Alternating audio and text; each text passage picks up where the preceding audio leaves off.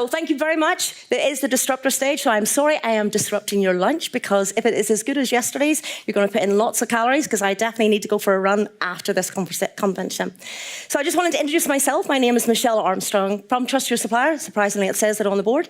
But just to let you know a little bit about who we are, and then I'm going to introduce my esteemed colleagues. So Trust Your Supplier, if you don't know it, it's basically an information network built on blockchain. So the first thing everybody says to me when they say blockchain, oh my God, Michelle, is that crypto? We are certainly not crypto. But from our perspective, the crypto that you would think about from a blockchain perspective is a digital identity of a supplier. So what do I mean with a digital identity? It's a portable digital identity with a unique identifier with key firmographic information that has been validated and continuously monitored, not scraped, it is validated information, over 400 million validated suppliers within the network. We then work with great strategic partners. A lot of them are actually here, not that I paid them, I promise I didn't, but a lot of strategic partners that actually then provide augmented information about that supplier. It's continuously monitored, and that's the most important thing. For us, the value, though, of that digital identity, and we'll talk about it a little bit more because I don't want to sell myself here, the application can do that for me, is the value is it's not just about having third-party information. And I'm really glad we followed that last speech, because I thought it was really fascinating to understand. It's not just about having each of these augmented providers on our network. It's how we can synergize the information between them. We recognise that at the moment, the Supply Chain Due Diligence Act for Germany, as we mentioned just in the last disruptor, that really does signify ESG requirements, but it also highlights requirements with regards to human rights. We've got a massive cybersecurity compliance act that's coming out in Asia at the moment. It comes out in January of 2024. It's huge, but you can't look at that in silo without looking at cybersecurity, ESG, and human rights. So what Trust Your Supplier are trying to do is merge all of that information together with fantastic peers. And by the way, some of these peers have got competitive advantage against us. That's not what collaboration is about. It's about actually synergizing that collaboration to look at the issue that the actual consumer has and to try and understand how we can benefit their supply chain. That's critical for me. I've done this for quite a long time. If we don't work together, then there's always going to be an element of master data inadequacies or erroneous information. If we don't work together, we're going to miss something in cybersecurity. Talked to somebody earlier this week, just to give you a little bit of example. We were looking at a breast pump, ladies, gents, we were looking at a breast pump. But we were looking at the pump, and from a cybersecurity perspective, no issue. We all want to work with this company. But actually, when you look at the PEPs and sanctions of it, there was a massive issue in that this product was being sold to a specific country where the birth rate had been reduced, but actually the import of this particular product had increased by over 80%. Why? There was a microchip inside the breast pump. So the microchip was being used for weapon management. If you'd only looked at cybersecurity in silo, you'd have never discovered that. So the synergies of working with all of our strategic partners within that digital identity is to understand predictive and prescriptive insights and to understand what's happening in our world today, okay? That's the reason why I think collaboration is extremely important. So I just want to introduce two phenomenal colleagues of mine.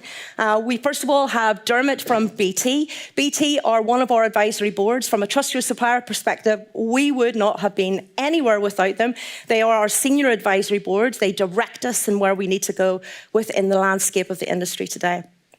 And I'm going to introduce, everybody knows Eloise Epstein. I'm going to introduce Eloise Epstein as my friend. Eloise and I talk about history. We are really into Irish politics, so that's really good. But I just want to make sure that she can see it from a different angle. It's not about where we are from a technology perspective, but it's how Eloise also sees how we collaborate together. So please, I'd like you to welcome Dermot. He is Irish, talks as fast as me, so apologies, and Eloise. So if we can just have a quick introduction, that'd be great. Thank you, sir. So, it'd be great if you could both introduce yourself, and I'm going to go with my fellow Irish person this time, Eloise. So, Dermot, it'd be really good if you could introduce yourself as BT Sourced, and I've got one question. I ask this all the time. So, we are in DPW, which is procurement, but for some strange reason, maybe it's not strange and I just don't know the answer, why did BT call themselves BT Sourced? Thanks, Michelle. First and foremost, I think you're a natural on the stage. So, and before we go ahead, I am dressed in all black. That's no allegiance to the All Blacks that we're playing on Saturday. I think it's a very, very, very bad choice of clothes this morning. So yeah, just introduce BT Source. So BT Source are a separate procurement entity, a separate company based out of Dublin, Ireland. So we support BT British Telecom in their procurement needs. We were set up 2.5 years ago, so we were very new. So when we started, we were very clear on two things. One, we had to leverage tech, and we had to think outside the box. So we have a mission statement, which is to leverage tech to source for a better future. If anyone follows our social channels, you will see it as a hashtag, we source for a better future.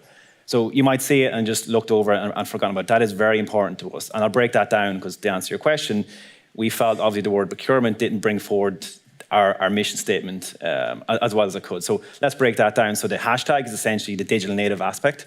We work with the best in the business, including yourselves from a digital perspective, and that's ingrained in our learnings and our culture. The we is the people aspect.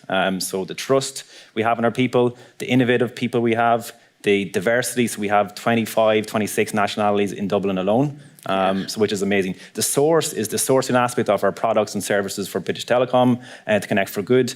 And for a better future is ingrained in how we see the future of procurement. So that's obviously the diversity, the supplier side, but also the digital side. So we'll touch on it later, I'm sure, in terms of we are one of the pioneers in developing a digital garage. So that is really key to what we do with yourselves and others. And also we look at predictive analytics. We have our own predictive and negotiation analytics team, a bunch of data sciences that have been taken from other industries and plopped essentially into a procurement world. So we're trying to push the boundaries and going back to your original question. So that's one of the main reasons why we feel the word procurement didn't fit. Essentially, it benefits our partners, it benefits our colleagues, and it benefits, I suppose, how we want to move forward as a procurement entity and also the industry. So I'm going to take that response. And by the way, I'm really glad because I think for a lot of us, it's one of those key questions I'm always asked.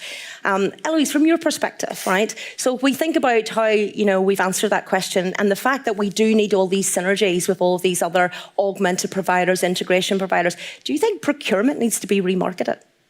Oh, absolutely. Well, let me integrate what you said, Dermot, so my last book, I did a case study on BT Sourced, and it was so exciting and phenomenal what you all are doing in that T part of the BTS. You have really embraced technology in a way that others haven't, and I think I have a lot of things that irritate me, and one is procurement jargon. And I think we get too wrapped up in our own procurement jargon. And when we start to move to, I love your hashtags. I also like the Making Procurement Cool. I follow their socials.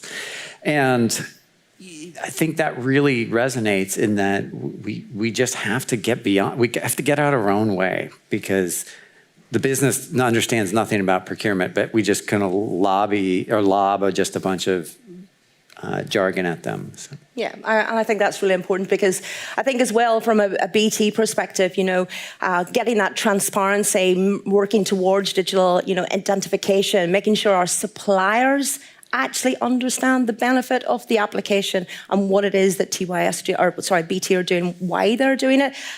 Was blockchain a big part in your decision making? Yeah, short answer is yes. Longer answer is, one of the key aspects of TYS and what we've seen is the network aspect. There's networks in terms of other peers in the industry and branching out, as you said, those millions of suppliers that we can reach into. What is really important to us, the blockchain enables that security and privacy for our suppliers and for ourselves. But also that, no surprise, our internal auditors, our category teams love it because they can look at the traceability at each aspect of the journey, essentially, and we can get alerts throughout that process. So what does that do? That drives the trust amongst our stakeholders in BT. We have many risk experts in there, and that's really important to drive that accountability. And what happens there, we can drive efficiencies, we can look at the process. So that was one of the 2 or 3 key elements of, I suppose, the blockchain element, which we see. Can I take that one step further then? So from our perspective, one of the hardest things, and I'm sure everybody in this audience will say exactly the same, is how do we get our suppliers to adopt to a new strategy and to a new digital native blockchain who who has got so many marketing backgrounds around the cryptocurrency area, and that's, as soon as I mention blockchain, it's the first thing people ask me. How, and by the way, you have been very successful. How has BT been able to challenge their internal teams, their external suppliers, and even their partners, to adopt into a process like TYS? It was spoken about yesterday on a few occasions. There's many aspects. I think the one aspect I'd say is, have one vision, have one strategy. You can't let the tech and those capabilities take over. You have to essentially identify what the use case is. So we have a vision or a vision statement from a company perspective, but also we have a strategy and a vision from a digital perspective. A couple aspects of that is that we want to have the most digitally skilled procurement company globally. That's a statement of ours, a bold statement. We also look at, we want to adopt self-service across our business stakeholders and review that customer experience. We also want, related to TYS and what you guys do, is that we want to have those data points available within seconds. That's our vision, that's our statement. So we have some bold visionary statements that bring what we're doing and why we're doing it to the core of BT, and bringing our procurement team, number one, on the journey, but also our stakeholders as well. So, Louise, I'm going to ask you, because you've got a wealth of experience and you talk to everybody. I think I've seen you being picked and applauded all the way through this past couple of days. Question for you, where do you see supplier adoption at the moment? Because that's a massive area of collaboration.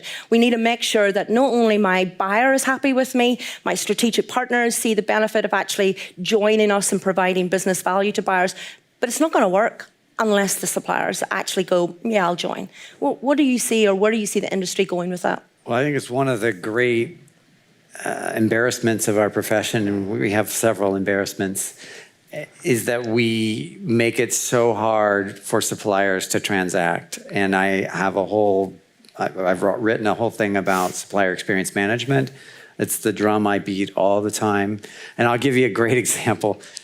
And I never stop beating the client with this example.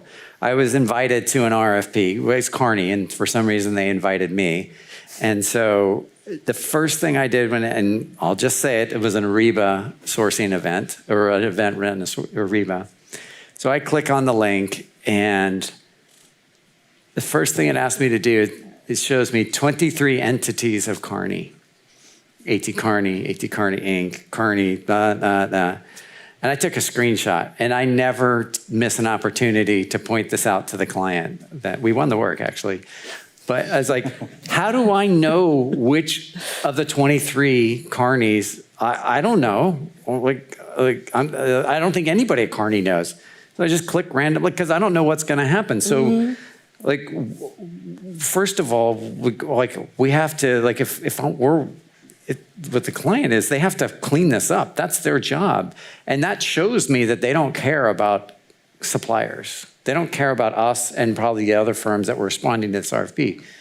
So, if we want to incent suppliers, we can't just beat on the suppliers and tell them to do better. And I've got countless examples of that. And so we're very low at the maturity. And yet, not only do you make it painful to respond to the RFP, but all of a sudden now you're going to give me a cyber survey, a cybersecurity survey. You're going to give me a risk survey, this survey, that survey.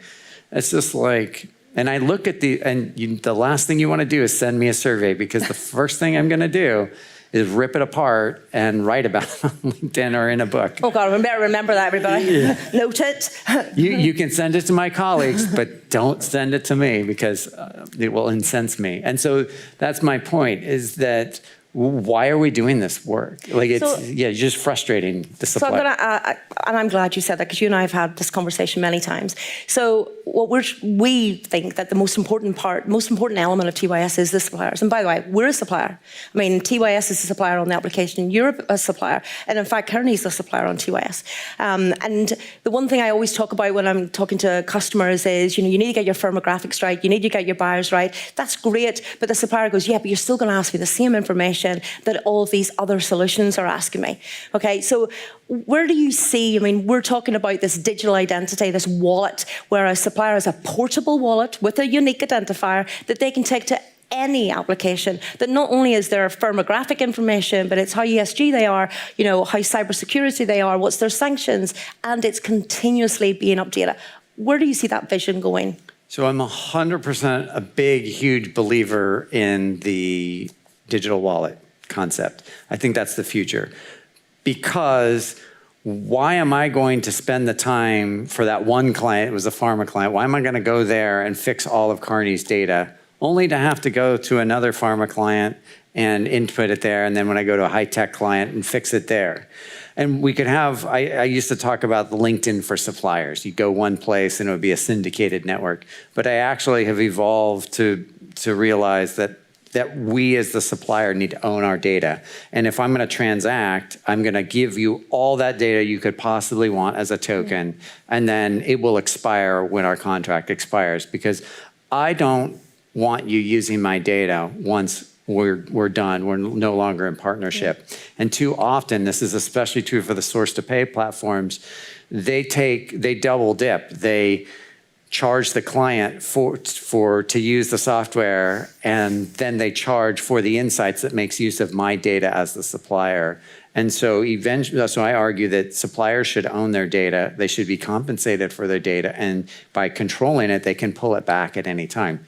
By the way, this is what's happening in the consumer world. And globally, our citizenry over the next 10 years, data will become part of our human rights, our data. Like any data about me, I should own that or profit off of it, not just, I live in Silicon Valley, so anyway. Yeah, I was just going to add, I think, you talked about the future of procurement, and digital wallet is in the future. I think, we would argue, and I'm sure you'd appreciate, we're in the future of procurement. We're here. We're here. I think there's been countless discussions around, getting a seat at the table. We're at that table. So when it comes to supplier onboarding and supplier identities, we just need to grasp that opportunity. Not in the future, but and really grasp it today. And obviously, TOAS is key to that for us as well. So, and I'm going to follow on from that. So one of the things that really excites me about BT Source is you have this digital garage. And by the way, I'm a really proud member of being on the digital garage. And you get us all to meet regularly, and we all are. And Cyril especially is pushing boundaries to make us all think outside the box. But he also makes sure that we're all collaborating and going, all of you collectively are using master data, firmographic information. You should be using that together as a digital garage. Now, I find that's mind-blowing, just that anybody is actually forward-thinking like that. It might be good for the audience to explain just what the digital garage is and what you're trying to do with that, if that'd be okay. Yeah. Perfect. We see, and I'm sure others appreciate it, have looked at us. The digital garage is essentially a gateway to innovation. So it's a gateway, an opportunity, and a vehicle for us to fail and learn. So what do? We are very clear in identifying key use case problems. That's the first step. We identified that with TOAS a couple of years ago in terms of the onboarding. So we look at the use case problem. We start from scratch. We map out what the process should be. And when we're clear on what the use case is and the value and opportunity and KPI we want to identify, we essentially go to the market. So that's where we spend a lot of our time speaking with vendors, startups. That's why I'm here. And 50%, 60% of my time is speaking to vendors on an ongoing basis. Once we have that, we essentially do a pilot with clear value KPIs of what we want to get out of it. And if we feel there's a clear value to said solution, for example, with TOAS, we would look to roll that out. So that de-risks the adoption with that tool, within BT, for example. Can I add to that? Yeah. So, they were the first and the pinnacle. I have heard more clients in the last 2 days talk about their digital garages. It's absolutely a trendsetter. And taking from that, as a member of that digital garage, as I said, and I think there's a few in here, again, not that they've been paid to join the session today, but, the importance of being able to have one set of data, I think, is the most important thing. It's going back to what we just described. I want my supplier to do that. I, as a supplier, want to do it once. I, as a supplier, want to be able to identify as an ESG or a diversity or a women-owned organisation, which we are. That's critical for me. How has your digital garage members actually come together? How do they feel about that collaboration? I might ask you the question in a minute. But I'll just give you one clear example just to kind of hopefully give a pretty short enough answer. about 4 or 5 weeks ago, well, a bit backwards, go forward. We're very clear on driving the digital IQ that is mentioned in our team. So we want to drive forward what is our mission statement as a company and what is our digital strategy. So we're really clear on making that message clear and within our culture. A few weeks ago, we had a digital week internally. We called it My Digital Native Company Week. We had talks from people externally of BT, internally, all related to each aspect of our digital strategy. So we're very clear on making sure that we reaffirm what our strategy is, not just externally, but internally. And to answer your question, we had all our vendors, all our digital partners come to us for 2 or 3 days a week. The energy, the collaboration, I know you were pretty excited afterwards in terms of what is the integration possibilities and partnerships that TYS can leverage on ourselves. So I think that was just one key example. I picked up the phone, I had a conversation with everyone, and within 3 or 4 weeks, you were all there in the office. So that was just testament to what we as a collective, want to move forward within BT and the industry, I think. Yeah, and I think that's a powerful statement to actually make. And you're right. As soon as I left that Thursday, I was on the phone to about 4 or 5 of them going, let's discuss this. This is an opportunity for all of us to actually get on board. One of the other things, though, I think both of you are, have been part of the TYS journey on is, we do have an advisory board, and we also, as a vertical, a telecommunications vertical, a pharma vertical, we meet competitors meet together. They're synergizing what they want to ask their suppliers. So again, they're only asking it once. We're aligning with compliance and due diligence acts, etc. Question open for both of you. How important is it for competitors and vertical industries to actually come together and collaborate with discussions like that? And I'll ask, if you don't mind, I'll ask Louise. Well, every enterprise likes to think that they're a special flower and they have something that's unique, and that may or may not be true. But when it comes to suppliers, your suppliers, if we take all the telecoms, there's a large overlap. So, Excuse me. and you take pharma, you take the top 10 pharma companies and you overlap the suppliers, there's not that much variation. So we should all be collaborating on this stuff, especially if you're going to take like risk questionnaires. Why should pharma company 1 send out a risk questionnaire to all the suppliers, and then the pharma company 2 do the same thing with slightly worded different wording questions? It's like, why are we doing that? Because collectively we should do that. And that's why I think solutions like this, where we can bring that together, that's just smarter way of working. And from your side? Yeah, I love your unique flower example. I think I might use that when I go back. But yeah, so I think in terms of the digital strategies of companies, we need to make strong decisions and I suppose learn to say no to certain people that are driving things a direction that we may not want. We need that standardization. It's a benefit for companies. It's for benefit of different industries. If you take diversity and the carbon emissions side, so like, there needs to be strong decisions. We need to probably learn to say no in some examples and articulate, why this is a benefit for the companies, but the industry as well. Perfect. That's a great question. I'm going to ask one more question for both of you, and then I'd like to give it to the audience as well, because I think this is a real collaborative discussion, and that's really what I want it to be. It's not about selling TYS at all. It's really for me as a supplier, as a buyer, and also as a partner to other organisations. It's just how we really do need to collaborate further. A challenge for you, Eloise, especially, you've just written another book, which I can't wait to get a podcast of. I'm going to do the podcast rather than anything else. What's the challenge for procurement or sourcing today? And where do we, as an organisation, or any of our partners here in the room, need to move forward to with?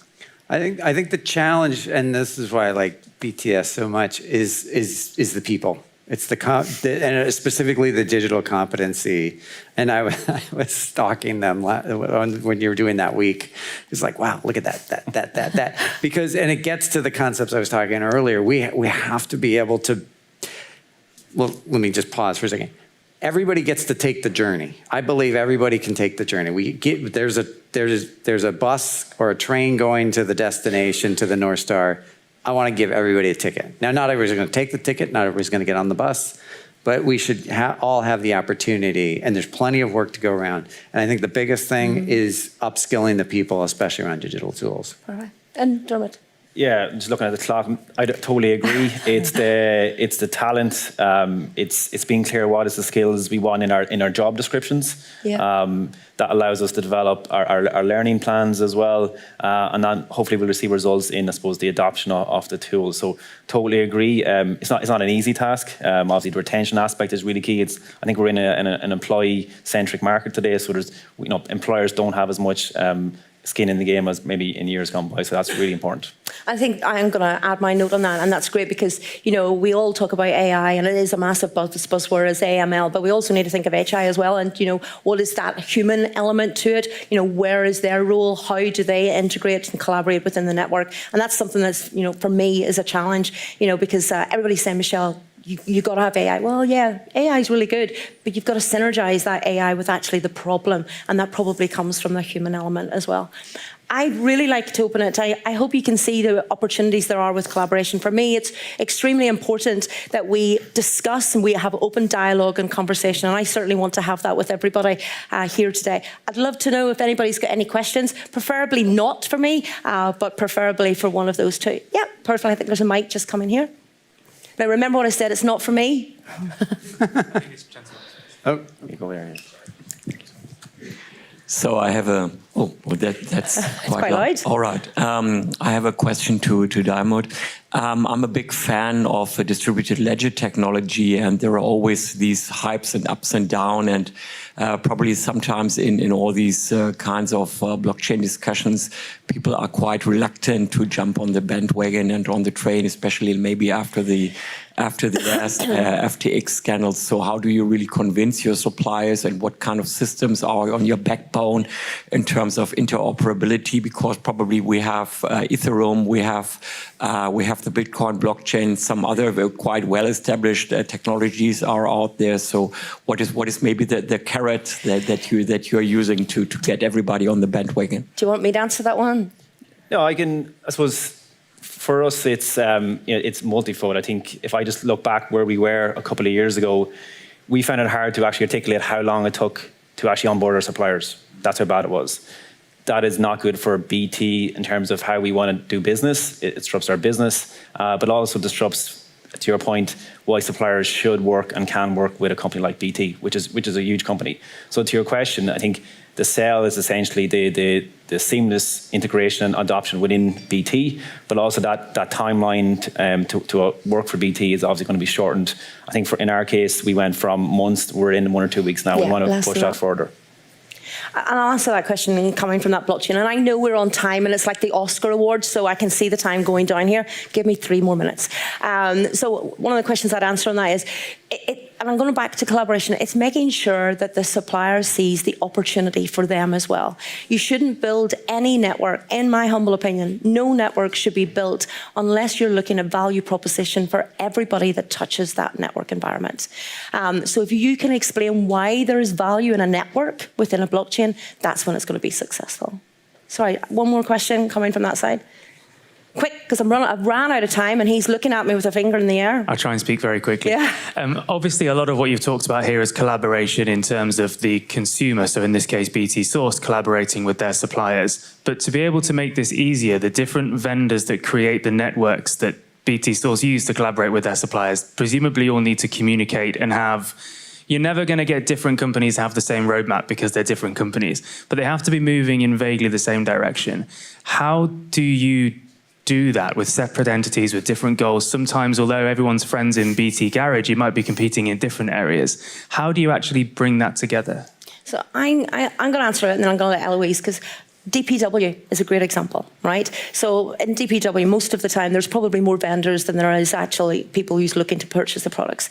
That's your opportunity. We have got to continue open dialogue. The open dialogue to me is really important. So we've had conversations today with others that are in the same sort of competitive industry as us, and we sit down and we talk to them about strategy. We have got advisors like Eloise, we've got advisors like Cyril and Dermot in BT. It is about open dialogue. It is about discussion. It's about looking what's happening in their LinkedIn posts compared to our LinkedIn posts. We all need to have that opportunity to discuss what's happening and how we can all synergize and make it better.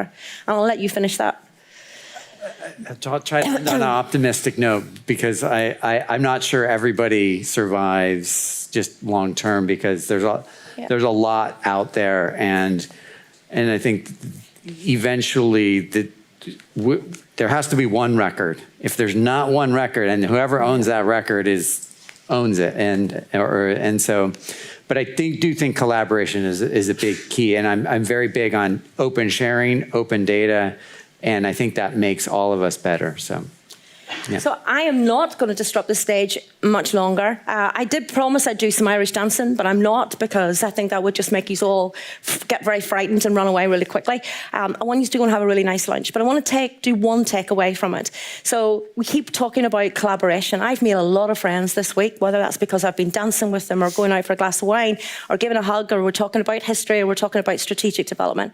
It is about synergy. We are all humans. We are all able to talk. Please do not take away from this anything other than discuss what's happening in the environment today, understand what your clients are actually looking for, and synergize it with other partners that are doing a job in another area better than you. Why should I go into that industry? I'm good at what we're good at. You're probably even better at what you're at. So please take that away. One last thing. There is an AI code or QR code that you're going to get as you walk out the door. It is a happy-go-lucky Irish theme. Please try and download it. There is a prize. And for me, forget the fact he's wearing all blacks. I will be wearing all green because I'm not going to say it because I don't want to jinx it. But I think Ireland is close to winning the World Cup. So if you want to know more about Ireland, please come to my stand. Please take a QR code and hopefully you'll have a really good session the rest of the week. Thank you very much.